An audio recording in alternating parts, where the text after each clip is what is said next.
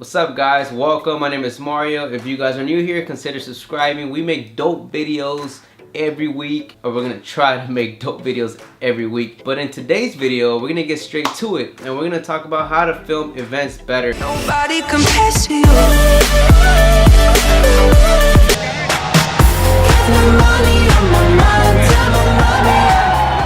Now, I did contact my buddy Tom. He's the one that actually helped me get into event coverage and taught me a lot of different ways to go about it. So I actually emailed him and had him send me some bullet points so I can also share with you guys. And then at the same time, I'm also going to give you guys my tips and advice on what's best to use and have, or what can help you achieve better videos for these event coverage that you end up shooting. Alright, so the first tip that Tom wanted me to give out to you guys, I hate to say because I just hate Sony cameras, but Sony cameras are best for event coverage because we really don't control lighting. So we just shot an event and Tom had to go to ISO like 12,000 or 10,000. The noise that it gets is very little, so that's why Sony is good for these event coverage if you're shooting nighttime. If you know you're just shooting day, by all means any camera is possible. For me, I have gotten away with using the Panasonic GH5, but the only one thing that I hate is I have to use neat video all the time, which takes all the noise and it revives the video no problem, but it's a bigger hassle.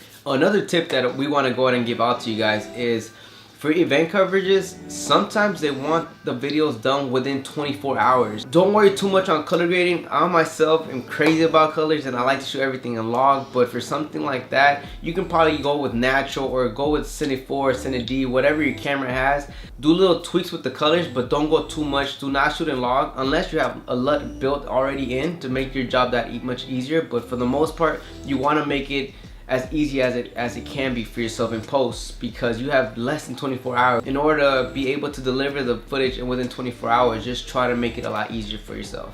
Another tip that for sure we can give you guys is never shoot, and I mean never. I learned this about 2 months ago. Thomas taught me that is never shoot an auto white balance. Make sure you have your dial set on custom Kelvin and just do whatever looks right in your camera. If you turn your camera one way and then you turn it the other way, it's two different colors. The lighting is off, it's always different, so it's just not gonna work when you're color grading something. So just make sure you always have it at a custom Kelvin. These tips that I'm giving you right now, the colors, the dials and all that, that's coming from Thomas because he normally tends to cover events that want the videos within 24 hours.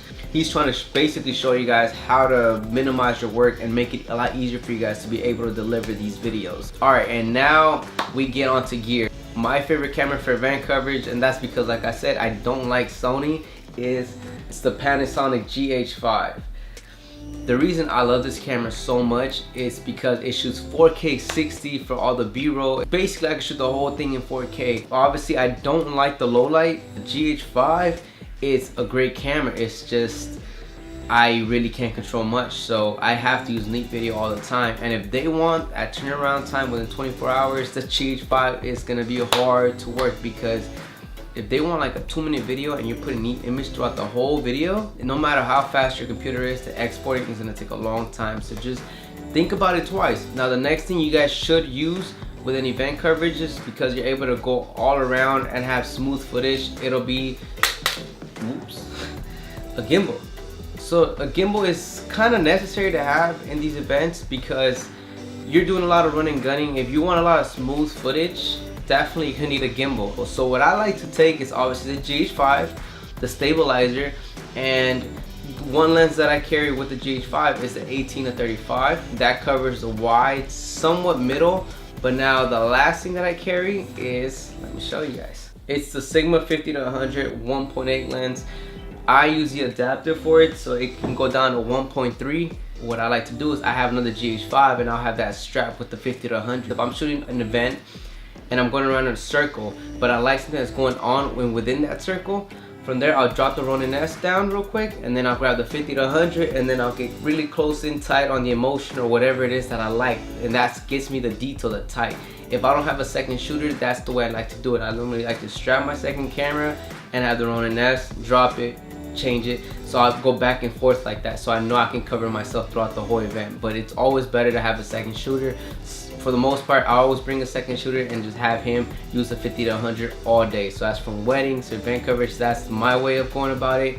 Everyone has their own difference. I have gotten a little bit of everything. I haven't just got middle and wide. I like to get tight, detailed shots, and that 50 to 100 tends to do that. And it's a creeper lens, so you can definitely be from afar and people won't even notice you're filming them, and that's the best part. People feel awkward when you're filming them right up close, so make sure you guys definitely have a zoom telephoto lens as well as a wide lens. Make sure you guys have both. You guys will need it.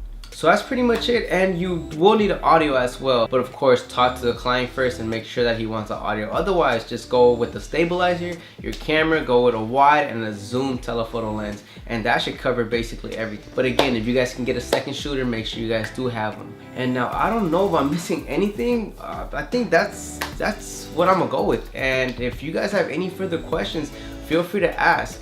So make sure you guys like, comment, subscribe.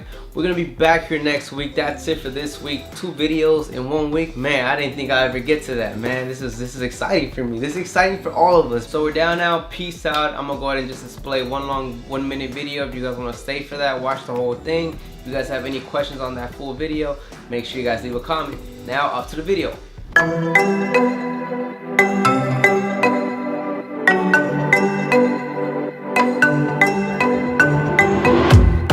Care what you came from, only what you gon' do tonight. This is what we came for. Let's find out what we're made of tonight. The way you rock the dance floor, I can feel your heartbeat on mine. I don't know what I'm in for, but baby, keep it going. I don't mind. We